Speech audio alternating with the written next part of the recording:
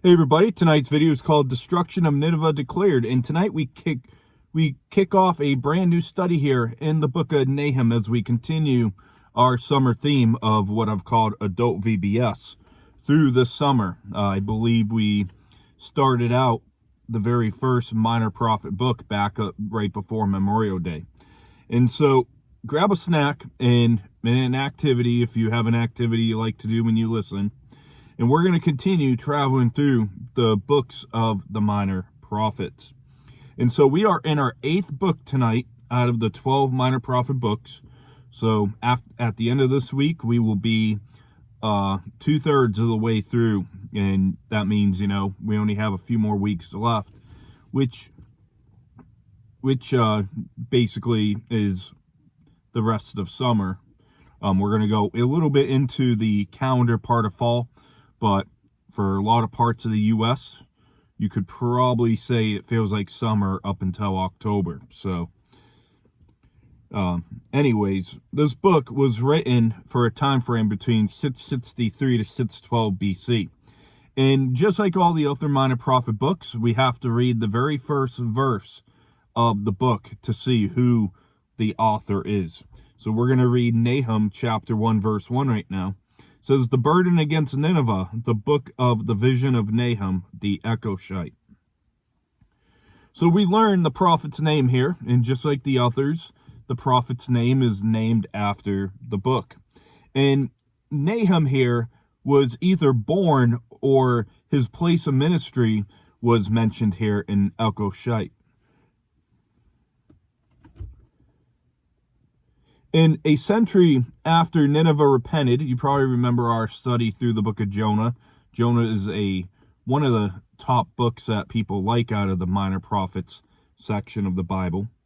A century after Nineveh repented, she returned to her former lifestyle. They returned to idolatry, violence, and arrogance.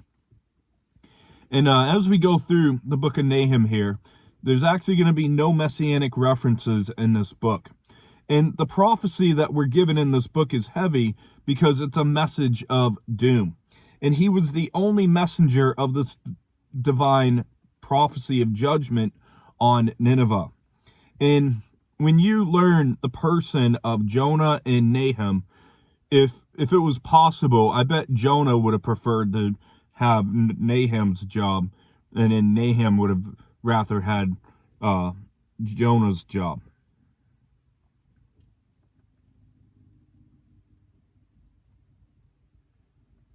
And in Nahum's day, Nineveh was the capital city of the Assyrian Empire and situated on the east bank of the Tigris River.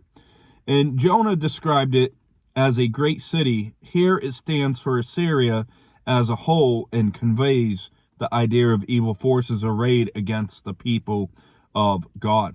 And so Nahum shows that nations will be accountable by God. And God doesn't only deal with individuals, God will judge nations as a whole. And Nahum is an abbreviation of the name of Nehemiah, which means comfort of Yahweh. And Elkosh is believed to be in the region of Galilee because of the city of Nahum. And so let's continue here in verse 2. It says, God is jealous and the Lord avenges. The Lord avenges and is furious. The Lord takes vengeance on his adversaries, and he reserves wrath for his enemies. The Lord... All right, I was about to tap into verse 3 right there, so let's hit the brakes real quick. So we see jealous in verse 2 is used, that God is jealous. And when we say that God is jealous, it's not the sinful jealousy that we have as people. It is speaking about the attribute of God, often used of God's burning zeal for his people, for his wife, Israel. And it emphasizes his passionate reaction against anyone guilty of spiritual adultery. And enemies possibly refer to the captivity of the 10 northern tribes in 722 BC, or the invasion of Sennacherib of 701 BC is in view here. And from here through the remainder of today's chapter 1 announces the destruction of Nineveh. And Nahum defines God as all-powerful, that God is holy, and that God is a jealous God who's going to punish and avenge the wicked on his own. And his jealousy demands undivided loyalty and reveals itself as wrath against rejection of him or his lordship. And he is the judge of all, with power to accomplish his will. In verse 3 says, "The Lord is slow to anger and great in power, and will not at all acquit the wicked. The Lord has his way in a whirlwind and in the storm, and the clouds are the dust of his feet."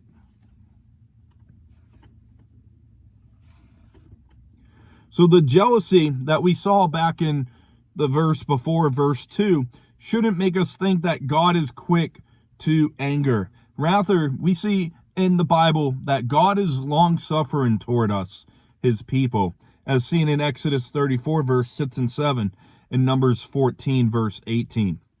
And we've seen in the book of Jonah that God extended his mercy to Nineveh at least 100 years prior to the book of Nahum in response to their repentance from Jonah's preaching. And that was back in Jonah chapters 3 and 4. And although we need to keep in mind that although God is patient, his justice will eventually punish the wicked. And whirlwind, storm, and clouds are all figures describing the Lord's appearance, or theophanies, often in judgment, as also seen in Exodus 19, verse 9 through 6, Psalm 83, verse 15, Isaiah 29, verse 6, and Joel chapter 2, verse 2. And nature is the theater in which his power and majesty is showcased. And never take God's patience as a sign of weakness, or that he condones evil, such as Genesis 18:25 shows that he does not. And God's anger isn't like us, where we might fly off the handle randomly. We might have road rage. We might, want to run somebody off the road that's driving 30 in a 55. Hopefully that's none of us speaking here. I just get more impatient with people when they don't leave space. But one thing on a serious note is that God is more patient than you and I. And God isn't like an unjust judge who simply lets the guilty go without a false sense of compassion. You see, there might be liberal judges out there in our courts today that, let cop killers back out on the streets. And, it's not a sense of compassion for that person. It's because they don't really care about justice. They don't take their job seriously. And sin must be accounted for. All sin must be paid for, either in hell or on the cross account. But God won't acquit the wicked. God's not going to simply overlook, he has a good heart. I understand. He's misunderstood by everybody. And verse 4 says, he rebukes the sea and makes it dry, and dries up the rivers. Bashan and Carmel wither, and the flower of Lebanon wilts. So his mighty power is revealed when he rebukes the sea, as in the crossing of the Red Sea in Exodus 14, verse 15 through 25, and when he withholds his rain from the fertile valleys and the coastal highlands. And Bashan was located below the Mount Hermon, east of the Jordan, known for her lush pastures, as seen in the book of Micah, chapter 7, verse 14, which we just were in on Saturday. And Carmel, along with the coast of Canaan, became synonymous with fruitfulness, as seen in Song of Solomon 7, verse 5. And Lebanon is renowned for her beautiful cedars in 1 Kings 5, verse 14 through 18. And yet they too would wither before the infinite strength of the all-powerful judge. In verse 5, it says, the mountains quake before him, the hills melt as the earth heaves at his presence. Yes, the world and all who dwell in it. So the violent shaking of the earth provides another evidence of the Lord's awesome power, as even that which seems to be the most stable trembles. Verse 6. Who can stand before his indignation? And who can endure the fierceness of his anger? His fury is poured out like fire, and the rocks are thrown down by him. So this series of rhetorical questions summarizes verses 2 through 5. And his power and resolve to spew his wrath on Nineveh is irresistible, melting all opposition before it. And as mentioned, you've heard me say it a few times already today, that God is long-suffering, but when his judgment comes, he pours it out like fire. In verse 7, the Lord is good. This is a verse that everybody knows out of this book. The Lord is good, a stronghold in the day of trouble, and he knows those who trust in him. So in contrast to verse 6, Nahum eased the fury by adding that God was compassionate, a mighty fortress as seen in Psalm 46 verse 1, to those who put their hope in him as seen in Isaiah 33 verse 2 through 4 and Isaiah 37. In this verse foreshadowed vindication of Judah, as we're going to see ahead. And now through verse 11 here, Nahum also, in today's medical world, would get an ADHD diagnosis, returns his focus to God and his enemies, like verses 2 and 3 from nature. And those who love the Lord and trust him see the goodness of God, and they find protection in his stronghold, which is the Lord himself. And say it with me a couple times here. The Lord is good, like the first few words of the verse. The Lord is good. Verse 8 says, but with an overflowing flood, he will make an utter end of its place, and darkness will pursue his enemies. So Nahum described Nineveh's judgment metaphorically as an engulfing flood in darkness from which none can escape. And God is slow to anger and good. He cannot forever overlook the sin and the rebellion of the Assyrians. And their end in judgment would come like an overflowing flood. Verse 9 and 10. What do you conspire against the Lord? He will make an utter end of it. Affliction will not rise up for a second time. While tangled like thorns, and while drunken like drunkards, they shall be devoured like stubble fully dried.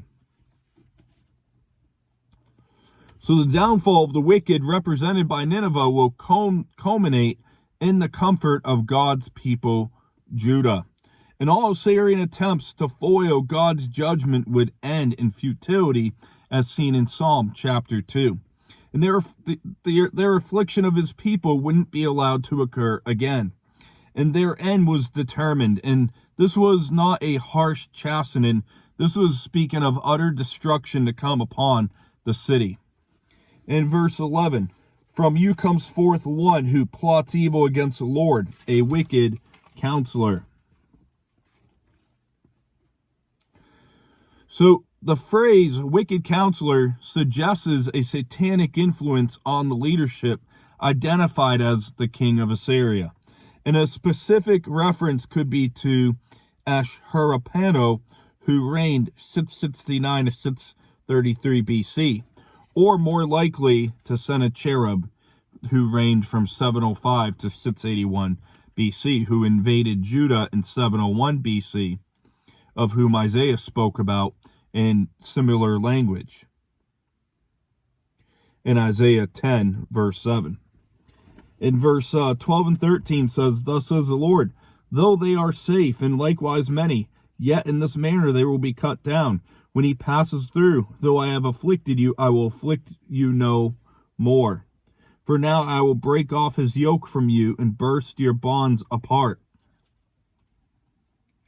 So used as a common prophetic formula introducing God's unequivocal message, it only occurs here in the book.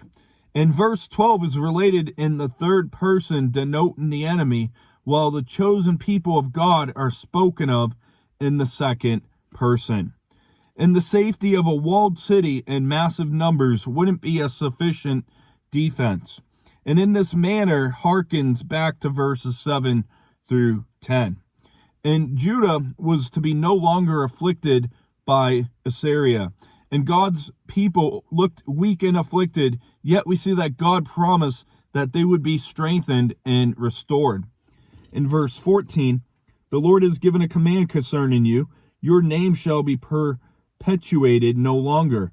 Out of the house of your gods I will cut down the carved images and the molded image. I will dig your grave, for you are vile.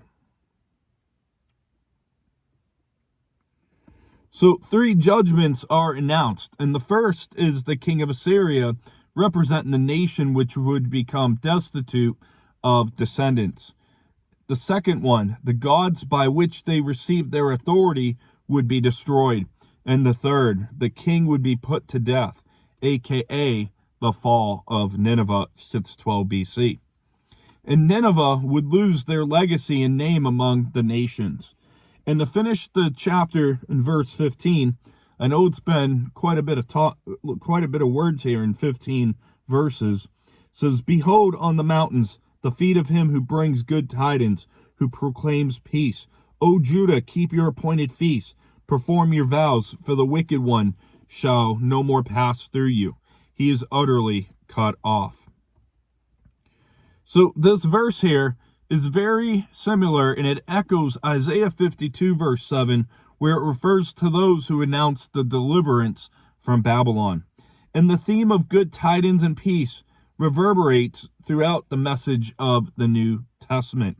And during a siege, people were prevented from going up to Jerusalem to celebrate her annual feast, as seen in Numbers chapters 28 and Numbers 29.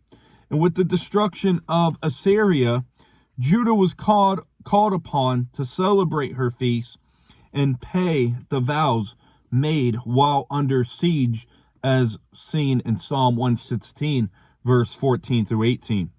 And the contrast between the fate of the godly and the wicked was nothing but good news to Nahum and the people of God. And in Isaiah, the book of Isaiah, the good news is the coming of the Messiah. In Nahum, the good news is the defeat of the enemies of God's people. And it reminds us of the Apostle John's revelation of the fall of Babylon, representing the world system in all its support structure, seen in Revelation 17 and chapter 18. And Revelation chapter 18 and Revelation chapter 19 also shows how kings and merchants of the earth mourned the fall of Babylon, but heaven rejoiced over the fall of the world system. And what was mourned on earth was applauded in heaven, and the same principle applies here in the book of Nahum's prophecy of Nineveh's fall. And knowing the grace and mercy of God to his people shouldn't make believers careless in obedience, but it should make us be more careful to want and to aim to obey the word, every word of the Lord. And so tonight we're going to wrap up right here, where we kick off a brand new study for this 1 week through the book of Nahum, looking at the burden of Nahum the prophet. In verse 2 through 8 shows the judgments of a merciful God. And we saw in verse 4 God's sovereign over nature, specifically the controlling the sea. Let's go to the gospel according to Matthew chapter 8. And this is actually a study that's coming up here at the end of the year, Lord willing. Matthew chapter 8 verse 26 says, but he said to them, why are you fearful, O you of little faith? Then he arose and rebuked the winds and the sea, and there was a great calm. So Jesus displayed his deity in having the wind and waves calm when he rebukes them. Let's go over to 1 Thessalonians chapter 4 verse 17. It says here, then we who are alive and remain shall be caught up together with them in the clouds to meet the Lord in the air, and thus we shall always be with the Lord. So the Lord appears in the cloud at his coming, like Nahum shows the clouds as the dust of his feet. And verse 6 of Nahum chapter 1 showed God's wrath compared to fire. Let's go to Hebrews chapter 12.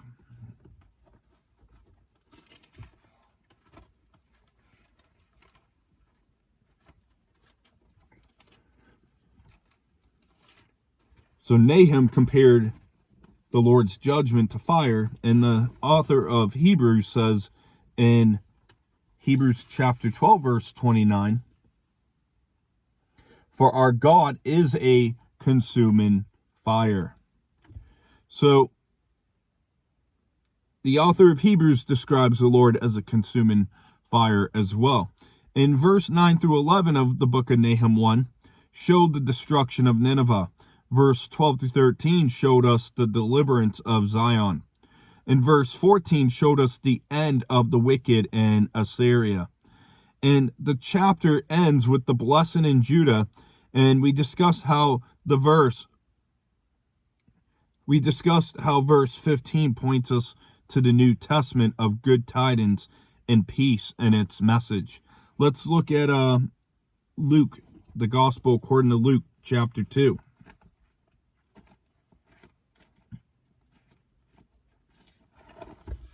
Luke chapter 2, verse 10 says, then the angel said to them, do not be afraid, for behold, I bring you good tidings of great joy, which will be to all people. So, verse 15 of the book of Nahum, in a way, does point us to the incarnation of Christ through Mary with the good tidings. And I know Luke 10 is going to be a popular passage. Well, Luke chapter 2 will be popular here in just a few weeks ahead, a couple months ahead. And a friendly reminder that my friend Brian Peckham will be doing a study later in September on the nativity scene. He gets in the Christmas spirit early, just like me, just not as early. Other than that, he's a Scrooge. Let's read Romans chapter 10, verse 15 to 16.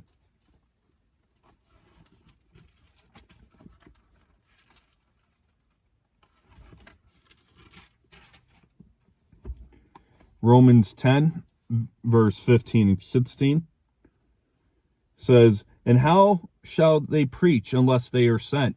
As it is written, how beautiful are the feet of those who preach the gospel of peace, who bring tidings of good things. But they have not all obeyed the gospel, for Isaiah says, Lord, who has believed our report? So the Apostle Paul had the prophets Isaiah and Nahum in mind here as he quoted them speaking on Israel's need and their rejection of the gospel. So we'll see in next as we'll be looking at Nineveh being conquered, and I'll let you know when that study will be posted. I hope you have a great rest of your evening. God bless.